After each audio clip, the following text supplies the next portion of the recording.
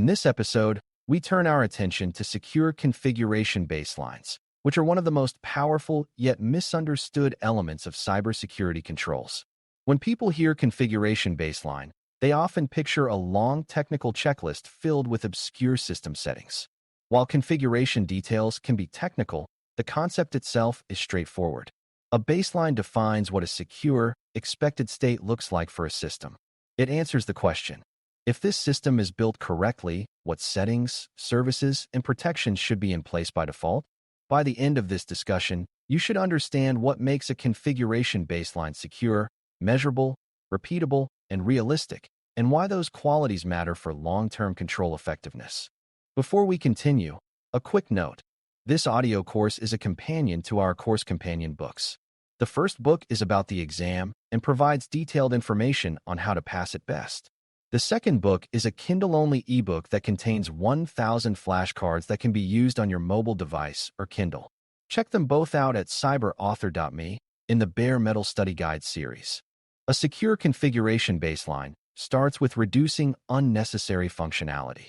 Every system comes with default settings, many of which are designed for convenience or broad compatibility rather than security. Unused services, open ports, default credentials, and permissive settings increase attack surface. A baseline defines which features are required and which should be disabled. This is not about locking down systems to the point of uselessness. It is about aligning configuration with intended purpose. For example, a server dedicated to a specific role should not have unrelated services enabled. On the exam, answers that reduce exposure by eliminating unnecessary functionality often reflect strong baseline reasoning. Measurability is what separates a vague recommendation from a true baseline. Saying systems should be securely configured is not measurable. Defining specific configuration states, such as required encryption settings, password policies, logging parameters, and service configurations, creates measurable criteria. Measurable baselines allow automated checks and validation processes. Without measurable criteria, teams rely on subjective interpretation, which leads to inconsistency. On the exam, when asked how to demonstrate configuration control effectiveness, answers that reference defined standards and measurable checks are typically stronger than those that rely on policy language alone. Repeatability ensures that systems are configured consistently every time they are deployed. If two servers performing the same function are configured differently, troubleshooting and risk management become more complex. Repeatable baselines support automation, template-based deployments, and standardized build processes. Repeatability reduces the likelihood of configuration errors introduced by manual setup. On the exam, questions about reducing misconfiguration risk often point towards standardized baselines and automated deployment processes rather than individual manual reviews. Realism is equally important. A baseline that is theoretically secure but impractical for operational use will not be adopted consistently. For example, if a baseline setting disrupts critical application functionality, teams may bypass it or request frequent exceptions. Effective baseline design balances security with operational requirements. This requires collaboration between security teams and system owners. On the exam, mature answers often demonstrate this balance by aligning security standards with business functionality rather than imposing unrealistic constraints. Secure configuration baselines must also reflect role-based differences.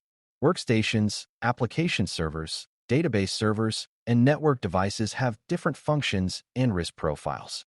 A single universal baseline rarely fits all scenarios.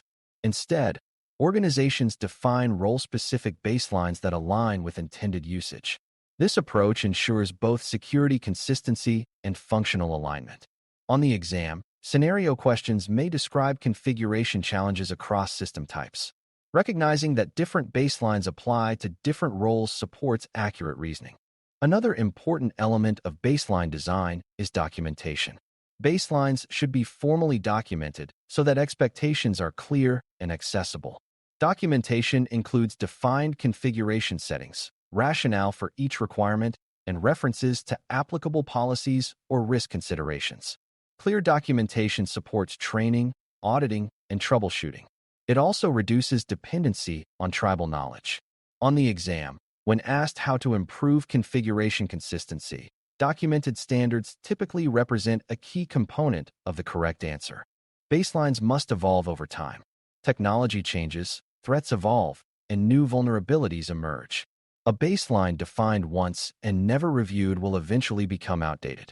Governance processes should include periodic review and revision cycles to ensure alignment with current risk realities. Version control of baselines allows organizations to track changes and understand historical configuration states. On the exam, answers that incorporate ongoing review and adaptation reflect higher maturity than static, one-time implementations. Integration with asset management strengthens baseline effectiveness. Accurate asset inventories ensure that baselines are applied to all in-scope systems. If a system is not recorded in inventory, it may not receive the appropriate configuration template. This interdependency highlights the importance of foundational controls. On the exam, when analyzing configuration gaps, the root cause may trace back to incomplete asset scope or discovery failures. Automation further enhances baseline enforcement. Automated configuration management tools can apply and verify baseline settings across environments. Automation reduces human error and accelerates deployment. However, automation must be guided by clearly defined baselines. Without clarity, automation simply scales inconsistency. On the exam, answers that emphasize defined standards before automation demonstrate stronger conceptual understanding.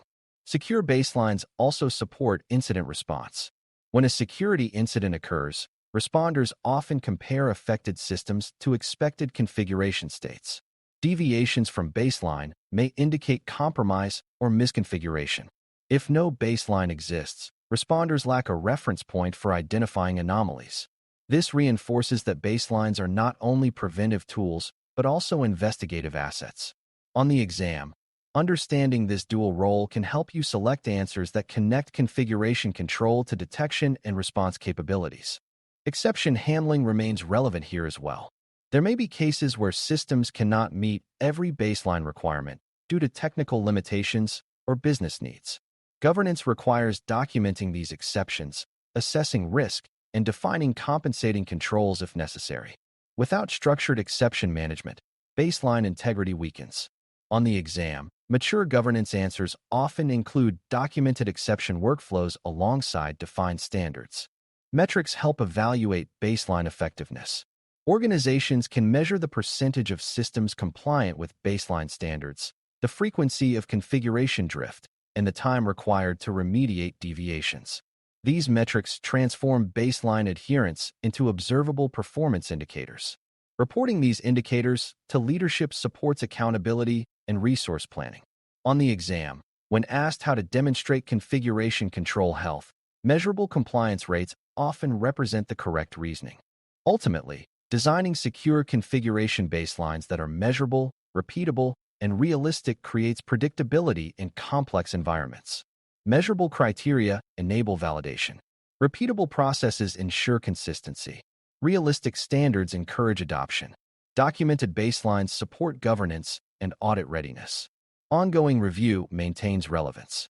When these qualities combine, configuration control becomes a stable pillar of cybersecurity resilience. Understanding how these elements interact prepares you to analyze exam scenarios with confidence and to recognize secure configuration not as a technical checklist, but as a disciplined, evolving practice that supports enterprise-wide risk reduction. Thanks for listening.